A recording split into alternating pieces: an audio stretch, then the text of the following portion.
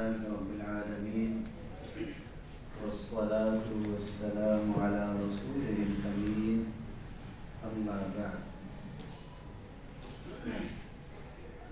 اللہ تعالیٰ کے فضل اور اسی کی توفیق کے ساتھ ایک تو 20واں پارہ جو فرضوں میں ہمارا آج مکمل ہو چکا ہے الحمدللہ، اور ادھر سے اللہ کی توفیق سے 12واں پارہ جو ہے وہ سننے اور سنانے کی سعادت حاصل کی ہے.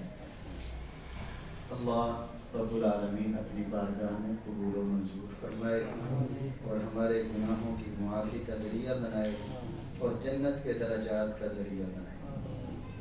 آج کے پارے میں اللہ تعالیٰ نے بہت سے انبیاء اور ان کی قوموں کی ہلاکت کا تذکرہ فرمایا ہے، اور ساتھ پھر سورۃ یوسف بھی آ گئی. وہ ایک بہت بڑا مضمون ہے، بہت ساری تعلیمات ہیں اس میں، تو اب سمجھ نہیں آتی نا کہ کون سی چیز چھوڑیں اور کون سی چیز پکڑ لیں.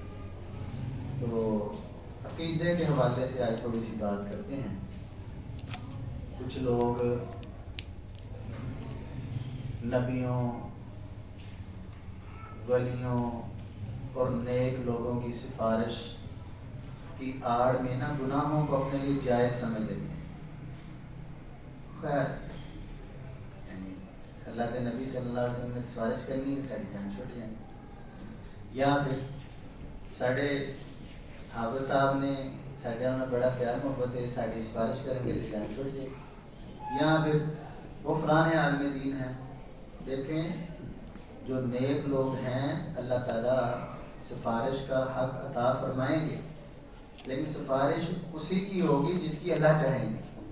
اللہ کی من ذا الذی یشفع عندہ الا بإذنہ، اللہ کی اجازت کے بغیر کوئی کسی کی سفارش نہیں کر پائے گا، اور فائدہ بھی اسی کو دے گی جس کو اللہ تعالیٰ چاہیں گے.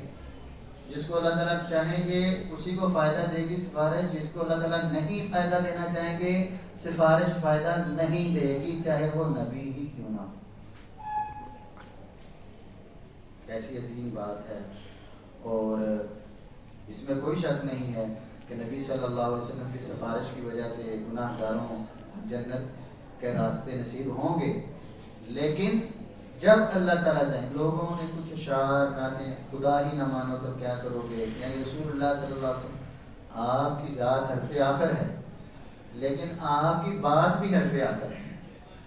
آپ نے اپنے رشتہ داروں کو یہ نہیں فرمایا تھا کہ ہاں میں نبی ہوں، اے فاطمہ رضی اللہ تعالیٰ عنہ میں تمہارا باپ ہوں، نبی ہوں، کوئی ٹینشن نہیں، آپ نماز نہ پڑھا کرو، تمہیں سفارش نہیں. ایسے فرمایا رسول اللہ نے؟ کیا فرمایا؟ یا فاطمہ بنت محمد صلی اللہ علیہ وسلم اعملی، کام کرو، نیکی کرو، نماز پڑھو، صدقہ دو، اللہ سے ڈرو، گناہوں سے بچو. اپنے سارے لوگوں کو اللہ کے نبی صلی اللہ علیہ وسلم جو ہے وہ آگاہ فرمایا.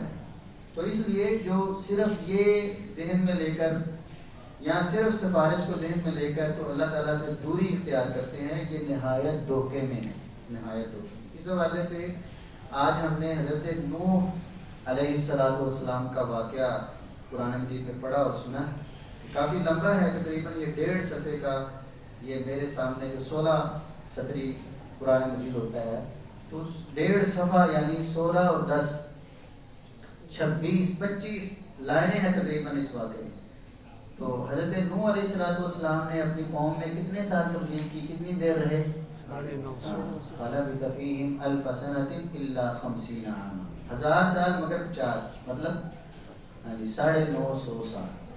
تو بڑی تبلیغ کی. تو اللہ تعالیٰ فرماتے ہیں کہ ہم نے بھی نا حضرت نوح علیہ السلام کو وحی کی کہ نوح اب آپ کی قوم میں سے جنہوں نے ایمان لانا تھا لے آئے ہیں. اس کے بعد اب تو پھر وہ سارا سسٹم ہوا، ان کو کشتی بنانے کا حکم دیا گیا، کشتی بنی. جب وہ لوگ پاس سے گزرتے تھے تو وہ ان سے مذاق کرتے، تو حضرت نوح علیہ السلام کہتے ہیں ہم بھی آپ سے مذاق کریں گے، اس رب کے عذاب کو مذاق مت سمجھو.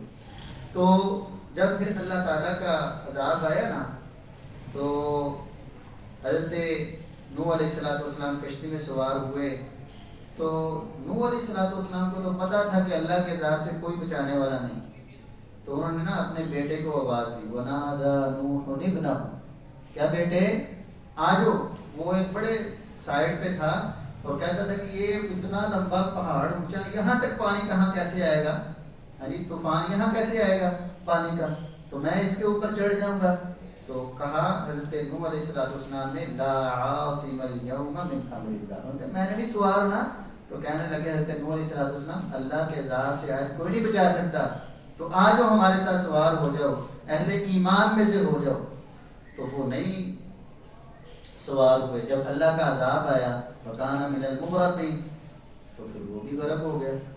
تو جب کشتی وہ سارا طوفان سمٹا تھما، کشتی پار لگی، سائڈ پہ لگی، تو حضرت نوح علیہ السلام نے کیا کیا جی، وَنَادَى نُوحٌ رَبَّهُ، یہ قرآن مجید، یہ میری بات نہیں.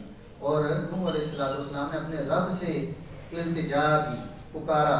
فقال، بس کہا نوح علیہ السلام نے ربی، اے میرے رب، ان ابنی من اہلی، میرا بیٹا تو میرے اہل میں سے ہے. وَإِنَّ وَعْدَكَ الْحَقُّ، اور آپ کا وعدہ تو سچا تھا کہ آپ کے اہل خانہ کو عذاب نہیں پہنچے گا. وَأَنْتَ أَحْكَمُ الْحَاكِمِينَ، آپ اللہ تعالیٰ آپ تو بہترین فیصلہ فرمانے والے ہیں، تو میرا بیٹا. قَالَ يَا نُوحُ إِنَّهُ لَيْسَ مِنْ أَهْلِكَ، اللہ نے فرمایا اے نوح یہ آپ کے اہل میں سے کوئی نہیں ہے. کیوں؟ إِنَّهُ عَمَلٌ غَيْرُ صَالِحٍ، اس کے کام نیک نہیں تھے، آپ پر ایمان لانے والا اور آپ کی تعلیمات پر عمل کرنے والا نہیں تھا، آپ کی سفارش اس کو کوئی کام آنے والی نہیں ہے. فلا، بلکہ آگے سے یہ دیکھیں اللہ تعالیٰ کا کتنا سخت ریئیکشن اپنے نبی کے لیے، سنیں. فلا تسألنی ما لیس لک بہ علم، اے نوح مجھ سے علیہ السلام مجھ سے اس چیز کے بارے میں سوال مت کرو جس کا آپ کو علم نہیں. انی اعظک، میں آپ کو نصیحت کرتا ہوں، اللہ فرما رہے ہیں، ان تکون من الجاہلین، کہ یہ غلط سفارش کر کے کہیں جاہلوں میں نہ ہو جاؤ. اللہ، تو یہ قرآن میں یہ جو پڑھے گا اس کی طبیعت ٹھیک ہو جائے گی، تو جو نہیں پڑھے گا وہ جمعرات بھی دے گا، مولوی صاحب خدمت کرتا رہے گا، بعد میں مولوی صاحب کہاں اپنی قبر میں ہو، اپنی قبر میں. یہ سمجھنا چاہیے. تو پھر اس کے بعد حضرت نوح علیہ السلام نے اللہ سے یہ اس کے حوالے سے مطلب معافی والا معاملہ کیا. قال رب انی اعوذ بک ان اسألک ما لیس لی بہ، اے اللہ میں تیری پناہ میں آتا ہوں کہ میں ایسی چیز کا سوال کر دوں یا ایسی سفارش کر دوں جس کا مجھے پتہ ہی نہیں کہ یہ کرنی چاہیے تھی یا نہیں کرنی چاہیے تھی. وَإِلَّا تَغْفِرْ لِي وَتَرْحَمْنِي، اگر یہ میری خطا، اے اللہ اگر آپ مجھے معاف نہ فرمائے، میرے اوپر رحم نہ فرمائے، تو میں تو اکون من الخاسرین، خسارہ نقصان اٹھانے والوں میں سے ہو جاؤں. تو یہ جو لوگ اس طرح کا ذہن رکھتے ہیں نا، ان کو چاہیے کہ یہ سورۃ ہود جو ہے اس میں حضرت نوح علیہ السلام کا قصہ پڑھے ذرا، ان کی طبیعت تھوڑی سی ٹھیک ہو، ان کا عقیدہ تھوڑا سا ٹھیک ہو کہ عبادت ولیوں، مولویوں، پیروں، مرشدوں یا نبیوں کی نہیں ہے، بلکہ عبادت کس کی عبادت ہے؟ وَمَا خَلَقْتُ الْجِنَّ وَالْإِنسَ إِلَّا لِيَعْبُدُونِ، اصل میں لیعبدونی تھا، وقف سے لیعبدون پڑھتے ہیں. تو اللہ تعالیٰ فرماتے ہیں میں نے اپنی عبادت کے لیے پیدا کیا ہے، تو اللہ کی عبادت کرنی ہے اور ان کا احترام کرنا ہے. تو اللہ تعالیٰ ہمیں حق سچ بات کو حق سچ بات سمجھنے اور اس پر عمل کرنے کی توفیق عطا فرمائے، غلط بات کو غلط سمجھنے اور اس سے بچنے کی توفیق عطا فرمائے. وآخر دعوانا الحمد للہ رب العالمین.